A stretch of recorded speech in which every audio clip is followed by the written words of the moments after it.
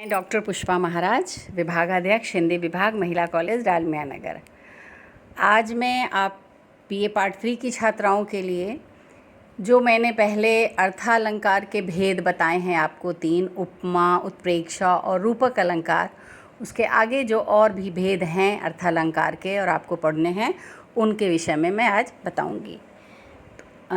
उसके बाद अगला अलंकार है प्रतीप अलंकार, जहाँ प्रसिद्ध उपमान को उपमेय अथवा उपमेय को ही अधिक आकर्षक या उत्कृष्ट सिद्ध कर उपमान का अपकर्ष वर्णित हो, वहाँ प्रतीप अलंकार होता है। प्रतीप शब्द का अर्थ है उल्टा या विपरीत। इस अलंकार में उपमा अलंकार के ठीक विपरीत स्थिति होती है, क्योंकि उपमा में उपमेय की अपेक्षा उपमान का उत्कर्ष रहता है, किंतु प्रतीप में उपमान का अपकर्ष। अब जैसे उदाहरण है, हे सुंदरी तव आनन सम शशि।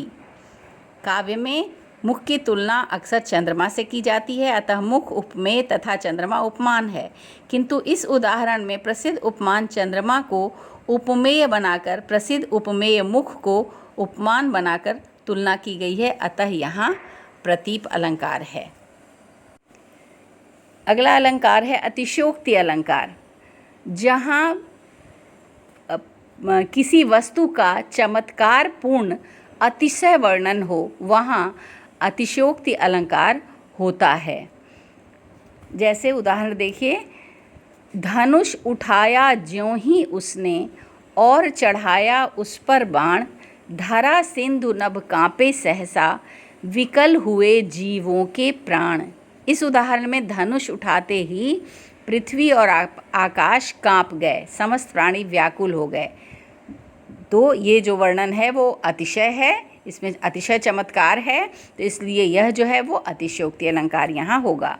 अतिशयोक्ति अलंकार के बहुत सारे भेद हैं, जिनमें पहला है रूपकातिशयोक्ति, जहाँ उपमेय को छिपाकर उसका कथन केवल उपमान के द्वारा किया जाता है, वहाँ यह अलंकार होता है। जहाँ अभेद पर भेद प्रदर्शन पूर्वक अतिशयोक्ति होती है, वहाँ भेद का अतिशयोक्ति अलंकार होता है। जहाँ संबंध रहने पर भी उसका अभाव दिखलाते हुए अतिशयोक्ति की जाती है, वहाँ असंबंधनात्मक अतिशयोक्ति अलंकार होता है। जहाँ संबंध न रहने पर भी संबंध दिखलाते हुए अतिशयोक्ति की जाती है, वहाँ संबंधातिशयोक्ति अलंकार होता है। जहाँ कार्यकरण की एक साथ वर्तमानता दिखाते हुए अतिशयोक्ति होती है, वहाँ अक्रमाशयोक्ति अलंकार होता है। जहाँ कारण के पहले ही कार्य का समुपस्थित होना चित्रित करते हुए अतिशयोक्ति होती है, वहाँ अत्यंतातिशयोक्ति अलंकार होता है। जहाँ कारण के ज्ञान मात्र से कार्य के होने की अतिशयोक्ति होती है, वहाँ चपलातिशयोक्ति अलंकार होता है। जहाँ अपनहुति से मिली हुई अतिशयोक्ति का वर्णन होता है, वहाँ साप न होती अतिशयोक्ति अलंकार होता है। तो ये आपके हो गए अतिशयोक्ति के भेद, जो 8 प्रकार के हैं उसके भेद। और इसके बाद अगला जो है वो है अपनहुति अलंकार, जहाँ उपमेय का निषेध कर उपमान की स्थापना की जाए, वहाँ अपनहुति अलंकार होता है। अपनहुति शब्द का अर्थ है छिपाना। इस अलंकार में प्रस्तुत तथ्य को छिपाकर दूसरे तथ्य का प्रतिपादन किया जाता है। यह निषेध शब्द द्वारा भी होता है और संकेत के द्वारा भी। जैसे सुंदरी यह तव मुख नहीं, नभ में हंसता चांद। इस उदाहरण में सुंदर मुख को छिपाकर बिहंसते हुए चंद्रमा, जो कि उपमान है, ठीक है, की स्थापना की गई है, अतः अपनहुति अलंकार है। इसके भी कई भेद हैं, जैसे कि शुद्धापनहुति, वास्तविक उपमेय का निषेध कर उपमान की स्थापना की जाए, तो वहाँ पे शुद्धा अपनहुति अलंकार होता है। सुंदरी यह तव उदाहरण शुद्धा का है, यह शुद्धा अपनहुति अलंकार का उदाहरण है, जो अभी मैंने पहले बताया। इसके बाद हेत्वापनहुति सकारण उपमेय का निषेध कर उपमान की स्थापना की जाती है। अगला है पर्यस्तापनुहुति में किसी वस्तु के धर्म का निषेध कर दूसरी वस्तु में आरोप किया जाता है। भ्रांतानुभूति में वहाँ होती है जहाँ किसी संदेह का निवारण सत्य बात को प्रकट करके किया जाता है। छेकापनुभूति में किसी सत्य के व्यक्त होने पर मिथ्या समाधान द्वारा उसका निवारण या गोपन मतलब छिपाया जाना, गोपन किया जाता है। इसके बाद अगला अलंकार है भ्रांतिमान अलंकार, जहाँ रूप, रंग और कर्म सादृश्य के कारण एक वस्तु में किसी अन्य वस्तु का ज्ञान कर लिया जाए, वहाँ भ्रांतिमान अलंकार होता है। जैसे उदाहरण, कपिकरी हृदय विचारी, दीन ही मुद्रिका डारी तब, जनु अशोक अंगार, दीन हर्षि उठकर गहयऊ। यहाँ पर मुद्रिका में अंगार का भ्रम हो जाता है, इसलिए यहाँ भ्रांतिमान अलंकार है। इसके बाद है संदेह अलंकार, जहाँ प्रस्तुत में अप्रस्तुत का संशयपूर्ण वर्णन हो, वहाँ संदेह अलंकार होता है। अर्थात जहाँ उपमेय और उपमान में रूप, रंग आदि के साम्य के कारण समानता हो और इस साम्य के कारण संशयपूर्ण वर्णन हो, वहाँ संदेह अलंकार होता है। बहुत प्रसिद्धि उदाहरण है ये भी, सारी बीच नारी है कि नारी बीच सारी है, सारी ही की नारी है कि नारी ही की सारी है। इस अलंकार में, इस उदाहरण में नारी और साड़ी के विषय में संशय है, अतः यहाँ संदेह अलंकार है। इसके बाद है अगला विभावना अलंकार, जहाँ कारण के अभाव में कार्य का वर्णन हो, वहाँ विभावना होती है। मतलब कारण नहीं हो फिर भी कार्य हो रहा हो, क्योंकि बिना कारण के कार्य की सिद्धि संभव नहीं होती है, किंतु जहाँ बिना कारण के ही कार्य होने का वर्णन किया जाता है, वहाँ पे विभावना अलंकार होता है। जैसे उदाहरण है, विनुपग चले सुनय बिनु काना, कर बिनु करम करे विधि नाना। चलने का कारण पैर है, किंतु यहाँ पैर के बिना ही चलने का वर्णन है। इसी प्रकार कान सुनने के कारण है, लेकिन उसके अभाव में सुनना संभव नहीं है, लेकिन यहाँ पर वो कार्य हो रहा है।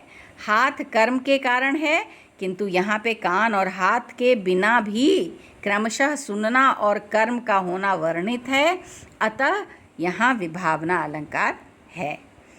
इसके बाद अगला अलंकार है विरोधाभास, जहाँ दो वस्तुओं में मूलतः विरोध न होने पर भी विरोध के आभास का वर्णन किया जाए, वहाँ विरोधाभास अलंकार होता है। ध्यान दीजिए कि विरोध प्रतीत तो हो, विरोध दिखाई दे, किंतु वास्तव में वह विरोध ना होकर केवल उसका आभास हो, वहीं पर विरोधाभास अलंकार होता है।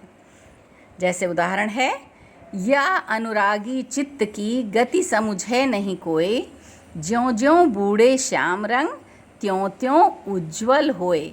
इस उदाहरण में ज्यों ज्यों अनुरागी चित्त श्याम रंग यानी काले रंग में डूबता है, वैसे ही वह उज्ज्वल होता जाता है।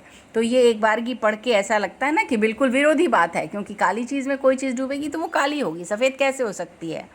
तो यहाँ पे ये लगता है कि जैसे अब दोनों इस बात में विरोध है, किंतु यहाँ पर विरोध नहीं है, क्योंकि श्याम रंग का आशय यहाँ श्री कृष्ण की भक्ति है, और श्री कृष्ण की भक्ति में जब भक्त का हृदय डूबता है तो उसका हृदय उज्ज्वल होता जाता है, ज्ञान के प्रकाश से भर जाता है।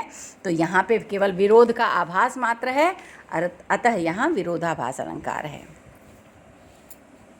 इसके बाद है असंगति।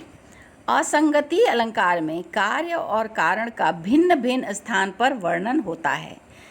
सामान्यतः क्या होता है कि कारण और कार्य साथ साथ रहते हैं, किंतु जब कारण कहीं और हो और कार्य का कहीं और वर्णन हो, वहाँ असंगति अलंकार होता है। जैसे बिहारी का एक दोहा है, दृग उर्झत टूटत कुटुंब, जुरत चतुर चिति प्रीत, परत गांठ दुर्जन ये, दई नैयह रीति। यहाँ दो बातें कही गई हैं, इसमें कारण और कार्य अन्यत्र हैं। जैसे आँखें उलझती हैं, ये कारण है, मतलब ये कहीं और उलझती हैं और परिवार के बंधन टूटते हैं, मतलब ये कार्य है, तो ये कहीं और हो रहा है। सामान्यतः जो चीज़ उलझता है वही टूटता है, लेकिन यहाँ ऐसा नहीं हो रहा है कि नेत्र दो लोगों के मिलते हैं और उसकी वजह से जो कार्य होता है वो क्या होता है कि परिवार टूट जाते हैं। इसी प्रकार सहृदय के हृदय में प्रीति कहीं और होती है, ये कारण है, और दुर्जन के हृदय में गांठ पड़ती है, ये कार्य है। तो इस तरह यहाँ असंगति अलंकार है। फिर अगला है विशेषोक्ति अलंकार। जहाँ प्रसिद्ध कारण के होने पर भी उसके फल अर्थात कार्य का न होना वर्णित हो, वहाँ विशेषोक्ति अलंकार होता है। इस अलंकार में कारण के होने पर भी कार्य के न होने का वर्णन होता है, क्योंकि सामान्य नियम तो यह है कि कारण के उपस्थित होने पर कार्य भी रहता है, लेकिन यह वर्णन जहाँ ऐसा वर्णन ना हो वहाँ विशेषोक्ति अलंकार होता है।